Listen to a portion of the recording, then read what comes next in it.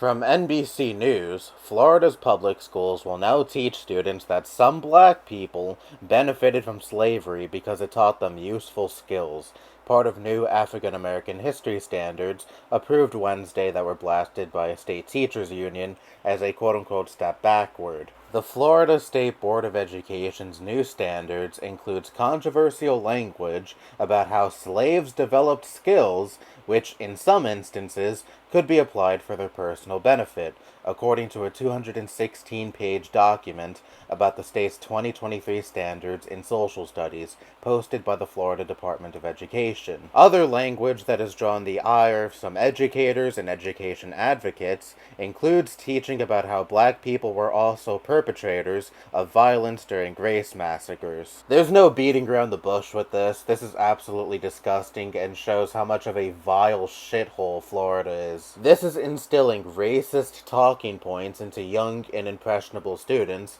talking points that you would think in the year of our Lord, 2023, were long fucking dead. I would love to hear the defense for this. Actually, the practice that turned a minority group of people in this country into just property had some benefits. It taught them some skills. Well, how were those skills instilled into them? Alright, because if they didn't perform those skills correctly, there was a possibility that they would be whipped, beaten, raped, but it was for the greater good, because even if it was oftentimes through fear and violence, skills were still taught to these slaves. Fuck you. Any skills that a slave learned is completely overshadowed by the fact that they did not learn those skills in a normal educational setting. It was forced upon them because, like I said, if they did not learn these skills, horrible things would happen to them. Slaves were not treated as people, they were treated as disposable property. And I cannot fucking believe that in 2023,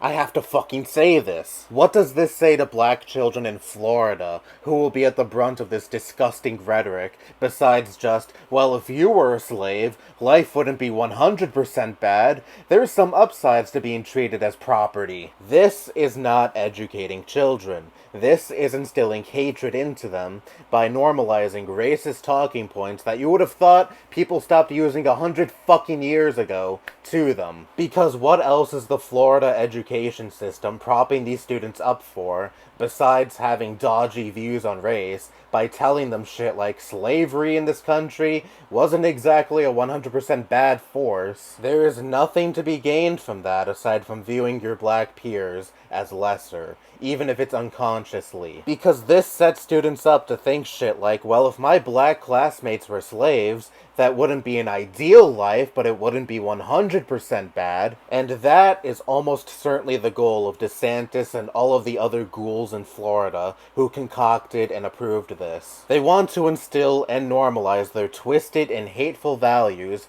onto young, impressionable children, and what better place to do that than at public school, a place where children are supposed to learn, but instead they're being taught drivel like this. This is also why DeSantis is so hell-bent on making sure that LGBTQ plus people are not taught about or even spoken of in schools in Florida. He has such a deep-seated hatred for this community, and since he has such a powerful position, he can throw his weight around to ensure that his irrational hatred makes it to the eyes and ears of the future generation of voters in Florida. And this is almost certainly the goal of his presidential campaign. He doesn't want to just ensure that bigotry doesn't die in just Florida. He wants to ensure that bigotry doesn't die nationwide. If he were to be elected as president, he would absolutely introduce Don't Say Gay style laws at a federal level. And he would also introduce this slavery isn't 100% bad shit at a federal level as well, because his bigotry doesn't just begin and end with the LGBTQ plus community. And he would also try to have schools teach black students that if they face violence at the hands of the state, well, they were at fault somehow. And then twist and distort historic examples of mass violence being committed against black people in this country as a way to falsely prove that this is supposedly the case. And this is why DeSantis is such a dangerous presidential candidate. If he were to be president, the damage done to the education system in this country would be unprecedented. And this is why I am so happy that, at least at this current point in time, DeSantis' campaign is an absolute laughingstock. Don't get me wrong, Trump is a vile piece of shit himself, but DeSantis is on a whole other level of evil. evil. But to close this video, I have to ask DeSantis, do you really want to be known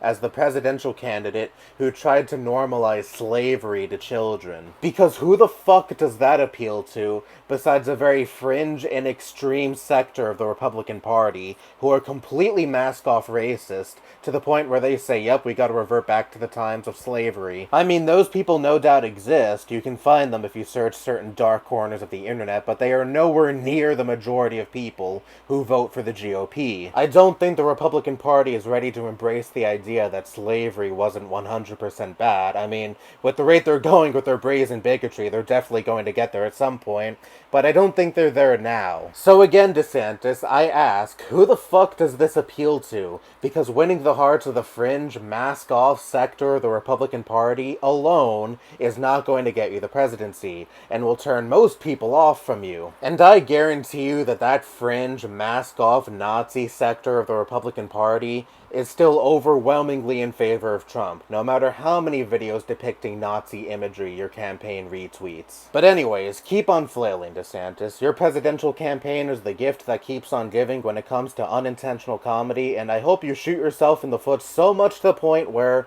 your reputation among the GOP electorate is permanently fucked and you're never taken seriously as a presidential candidate in future elections. That's all I have to say. Bye-bye.